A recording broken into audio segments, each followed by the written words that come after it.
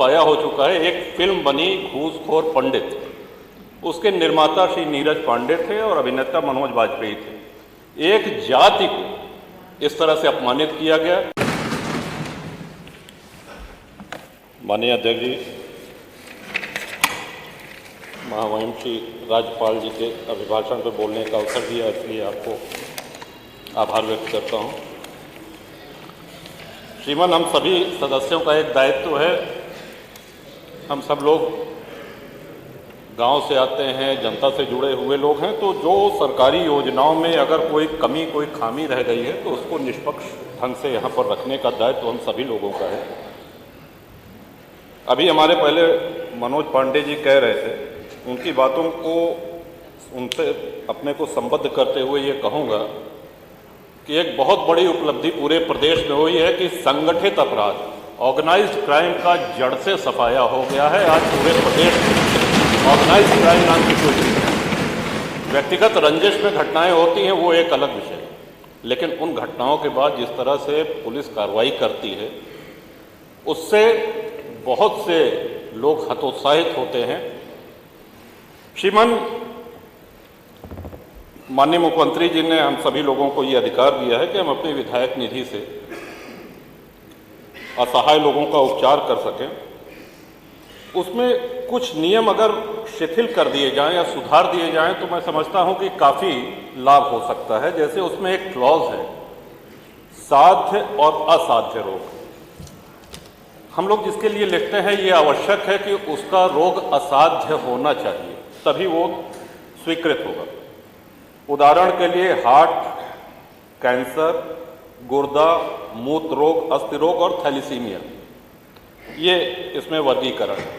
मान लीजिए किसी का बहुत बुरा एक्सीडेंट हो जाए, उसकी हड्डियां टूट जाएं, या अभी हाल में ही ब्रेन ट्यूमर का पेशेंट था, उसको इस लिए नहीं स्वीकृत हो पाई राशि कि ये साहब असाध्य रोग नहीं है। तो जो भी घर वाले हैं वो तो इसी उम्मीद में उपचार कराते हैं कि ये साध्य हो जाए, सध जाए, स्वस्थ हो जाए। तो अनुरोध है कि अगर विधायक निधि से जो हम लोग देते हैं उसमें से ये असाध्य शब्द हटा दिया जाए। सरकारी अस्पताल में पैसा जाता है और बहुत से लोग ऐसे हैं जो अपना इलाज कराने में सक्षम नहीं हैं, तो मैं समझता हूँ कि काफ़ी लोगों को इससे लाभ होगा। इसी के साथ साथ श्रीमान, पिछले वर्ष भी हमने करा था कि आयुष्मान कार्ड के लिए जो पात्रता है उसमें जो 7-8 बिंदु दिए गए हैं, उसमें 9वां बिंदु है कि यदि कोई 60 वर्ष का है, उसका राशन कार्ड 2019 से है, तो उसमें जो सदस्य 60 वर्ष के हों, यानी पति पत्नी दोनों 60 वर्ष के हों। अगली बिंदु में ये लिखते हैं कि जो व्यक्ति 70 वर्ष या उससे अधिक का हो। तो ये भ्रम पैदा करता है श्रीमान। एक और इसमें एक बिंदु है कि परिवार 6 यूनिट का होना चाहिए, यानी कि पति पत्नी हो और उनके 4 बच्चे हों। आज के समय में हम लोग अच्छी तरह से इस बात को समझ सकते हैं कि कौन लोग हैं जिनके 4 से अधिक बच्चे हैं और कितने लोग हैं। तो श्रीमान, ये अगर क्लॉज इसमें से हटा दिया जाए तो मैं समझता हूँ कि असली पात्र व्यक्ति को इसका लाभ मिलेगा। महामहिम श्री राज्यपाल जी ने माननीय मुख्यमंत्री जी के लिए, उत्तर प्रदेश सरकार के लिए कहा कि प्रदर्शन और परिणाम में पूरे देश में नंबर 1 है। सरकार प्रदर्शन तो उत्तर प्रदेश में कर रही है, लेकिन परिणाम पूरा देश ही नहीं, पूरा विश्व देख रहा है और सराहना कर रहा है, प्रशंसा कर रहा है। और ऐसा नहीं है, गांव में सरकार की संवेदनशीलता की भी बहुत प्रशंसा हो रही है। एक छोटा सा उदाहरण भी देना चाहूँगा। एक तरफ जहां संगठित अपराधों का सफाया हो चुका है, एक फिल्म बनी घूसखोर पंडित, उसके निर्माता श्री नीरज पांडे थे और अभिनेता मनोज वाजपेयी थे। एक जाति को इस तरह से अपमानित किया गया। ये ऑल ओवर द वर्ल्ड, पूरे विश्व में एक साथ रिलीज हुई, लेकिन संज्ञान उत्तर प्रदेश सरकार ने लिया, संज्ञान माननीय मुख्यमंत्री जी ने लिया और सबसे पहले उनकी FIR हुई और बाद में सुप्रीम कोर्ट ने, माननीय उच्चतम न्यायालय ने इस बात का समर्थन करते हुए उस पर रोक लगा दी। मेरा कहने का आशय ये है श्रीमान कि एक और जहां सरकार दमदारी से काम कर रही है, वहीं संवेदनशीलता का भी पूरा परिचय दे रही है। अपनी बात आगे बढ़ाते हुए श्रीमान, ये सभी माननीय सदस्यों से जुड़ी हुई बातें हैं।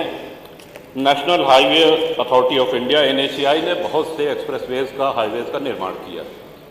उसके निर्माण में जो छोटी सड़कें थीं जहां से उनकी मिट्टी जाती थी वो क्षतिग्रस्त हो गई हैं और वो दायित्व NHAI का है उसको बनाने का। मैं समझता हूं कि NHAI अपने इस दायित्व का निर्वहन नहीं कर रही है। हम सब लोगों के यहाँ बहुत सी ऐसी सड़कें हैं जो क्षतिग्रस्त हुई हैं। श्री राम वनगमन मार्ग बना, गंगा एक्सप्रेसवे बना, पूर्वांचल एक्सप्रेसवे बना, और भी कई सड़कें बन रही हैं। तो इतने भारी ट्रक मिट्टी लाद के, सामग्री लाद के जब जाते हैं तो छोटी सड़कें, तो एक तो ये अनुरोध है श्रीमान। दूसरा, जल जीवन मिशन के तहत ये बहुत आवश्यक बिंदु है श्रीमान, सड़कें खोद दी गई हैं और उसी उस पर आज माननीय जल शक्ति जी मंत्री जी का जन्मदिन है श्रीमान।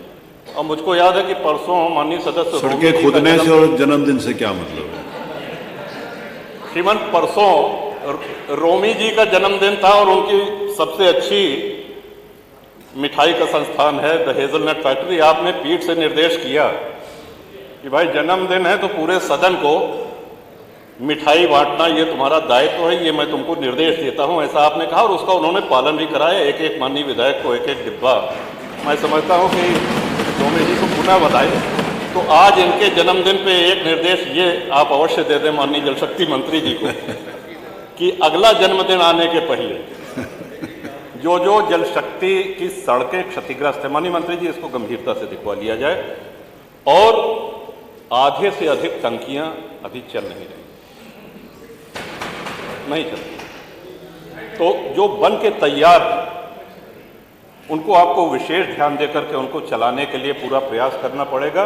और क्षतिग्रस्त जो सड़कें हैं, हम सब लोग आपसे बहुत उम्मीद रखते हैं, बहुत आशा रखते हैं।